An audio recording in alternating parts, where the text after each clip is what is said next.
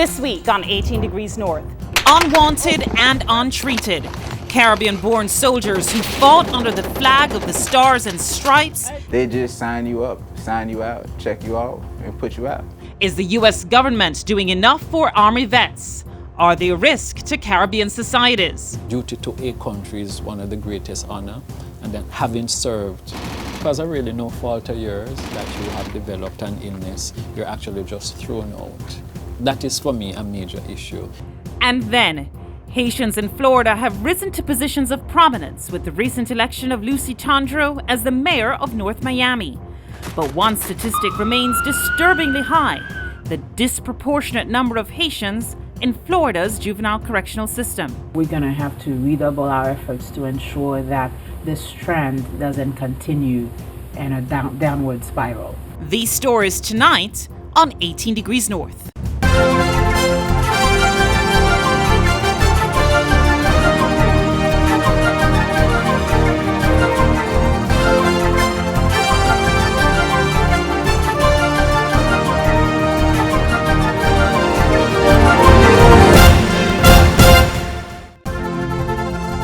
"18 Degrees North" is brought to you by Grace.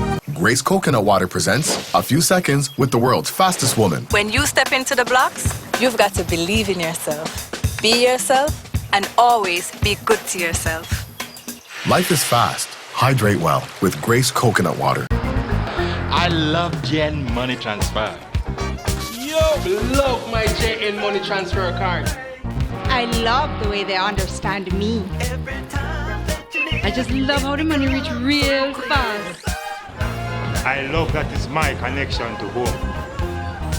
I love that it is so very convenient. I love the way they help me say I love you. I'm my thing this. It's a love thing. Grace Coconut Water presents Quality Time with the world's fastest woman. My life is fast. Even when I'm not on the track, I'm busy running around. I always take the time to refresh. Life is fast. Hydrate well with Grace Coconut Water.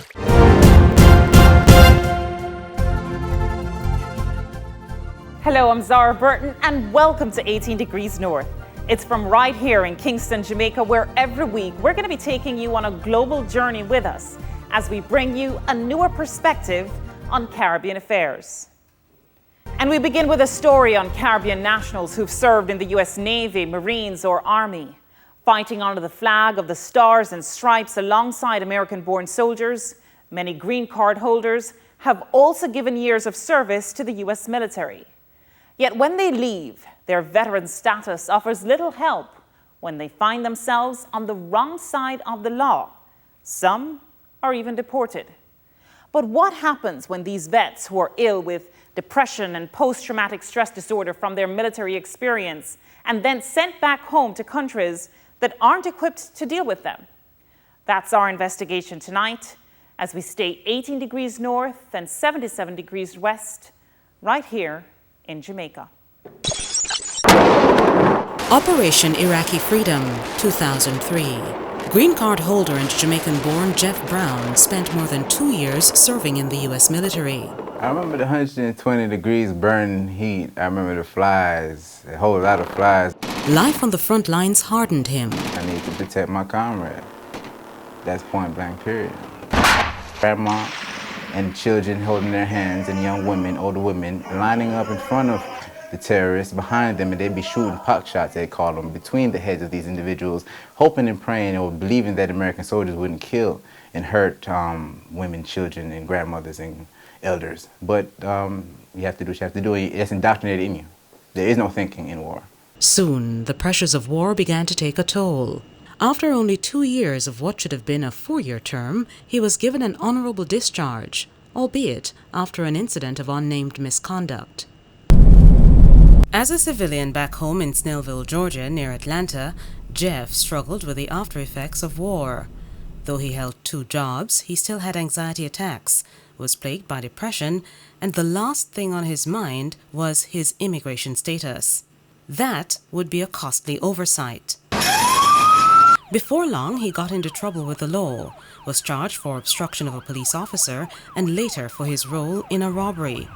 Jeff says he was advised to take a plea deal, which set off his deportation worries. I took the plea to get back to reality, back to freeness, but I was not told by my lawyer, who was well aware that by taking the plea, I set into motion mandatory deportation. In 2012, Jeff was deported from the U.S. to Jamaica, a place he left 23 years before at age 6. His years of military service didn't give him immunity. So why would you put somebody through hell and have him go through mental difficulty and the hell of war, kill, murder, and then deport him? They just sign you up, sign you out, check you off, and put you out. More than 2.5 million people currently serve in the U.S. military, 35,000 of them non-U.S. citizens. Through their service, they can become eligible for citizenship after just 1 day in uniform. But some, like Jeff, fail to fill out the paperwork. Didn't think about green card or nothing like that. I never saw my green card for years. My mother had possession of that. During enlistment in the military, most countries, by you enlisting in the military of the United States, you, at the same time, are giving up your citizenship to that country. Ronald Mason is an immigration attorney practicing in Jamaica and New York. Special provisions are made for veterans who enter the service as green card holders. So they're taking the position that if you have this facility available to you and you don't make use of it, why should we give you any special consideration when it comes to deportation? The U.S. government doesn't track how many veterans it has deported to countries around the world, but privately, there are estimates of between 2,000 and 3,000. Many of those deported are ill, battling mental illnesses like post-traumatic stress disorder or PTSD from their combat experience. Psychiatrist Professor Wendell Abel has treated at least 2 U.S. veterans in Jamaica in recent years. Frequent emotions that persons may actually display include anger, fear, horror, shame, guilt, a wide range of emotional reaction. PTSD is a condition recognized by the U.S. military, and the Department of Veterans Affairs says nearly 30% of Iraq and Afghanistan war vets were treated for the disorder at VA hospitals. But unlike those still living in the United States who get drugs and specialized treatment at little or no cost, those deported may struggle to find the right treatment and right drugs, and when they do, they're expensive. It probably runs about $500 to $1,000 US per month. That kind of cost is prohibitive for Jeff Brown, who says he was diagnosed with PTSD in 2009. When he lived in Georgia, at least he got free treatment for his condition. Now, even as he tries to start a t-shirt business, he's mostly dependent on his family overseas and lives in a suburb outside Kingston. As a deported veteran in Jamaica, Jeff's been off his meds for almost a year. And they sent me down here with no medication, expecting me to suffer and be labeled crazy, as well as a dippy. No, I'm not getting any Social Security benefits, and I'm not getting any military veteran benefits, because the benefits that I'm allowed to get only apply if I'm in the States. So therefore, there's food for me, but I can't get inside the house. When we contacted the Department of Veterans Affairs, they told us U.S. law does in fact provide for deported veterans, allowing them in most cases access to medical, educational, and other benefits, even while living abroad. There's only one country I know of that has facilities set up to cater to the veteran outside of the United States, and that's the Philippines. Nowhere else. Jamaica doesn't have a VA hospital or a VA medical facility. So they're entitled to it, but you can't get it. You can't access it. Getting access to proper medication is important for people with PTSD or other serious mental conditions. We got a report on the 4th floor, a male with a shotgun. In September 2013, a former naval reservist who claimed he had PTSD went on a rampage, killing 12 people at the Washington Navy Yard. And there have been other traumatic stories of those who've served. Professor Abel says this behavior is not typical of those diagnosed with PTSD, but with every mental illness, there's always a risk. In some instances, they could be of potential harm to themselves and to others. Ideally, you really shouldn't have any individual who has with any serious mental illness who are really out on the streets. Jamaica's Ministry of National Security says it doesn't track deported persons like Jeff, be it their criminal past or medical condition. Yet Jeff, by his own admission, could pose a security challenge. The fear of death is not in me as it is in you. And I've been to hell, I've been to combat. So I can create hell, because I've been there. If I was that kind of minded person, I could train people to break down 16s as I have been trained in midnight conditions. But I'm a righteous individual, I want to make that clear. Jeff's theories may easily be dismissed, but in the mind of Professor Abel, he deserves special consideration. Duty to a country is one of the greatest honor, and then having served because of really no fault of yours that you have developed an illness, you're actually just thrown out, deported, and you end up on the street. That is for me a major issue, and it raises really some fundamental moral issues and questions in my own mind. U.S. and Jamaican government officials provided data for our story. They declined, however, our request for an on-camera interview. Coming up on 18 Degrees North, should Caribbean governments be demanding more from the U.S. when it comes to deported veterans?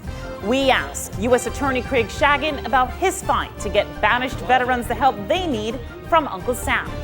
That's next on 18 Degrees North.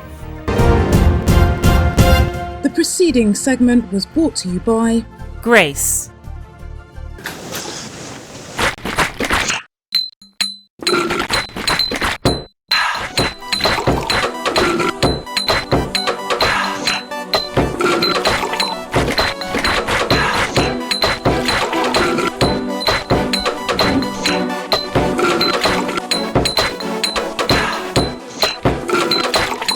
Tropical rhythms for the fun of life. First Global Bank presents Rewards Your Way, the Visa Credit Cards rewards program that gets you the stuff you really want. Of course, there's travel and hotel, but there's also merchandise from our vendor partners, name brand appliances and accessories, hardware and tools, designer furniture, access to amazing local attractions, and even groceries.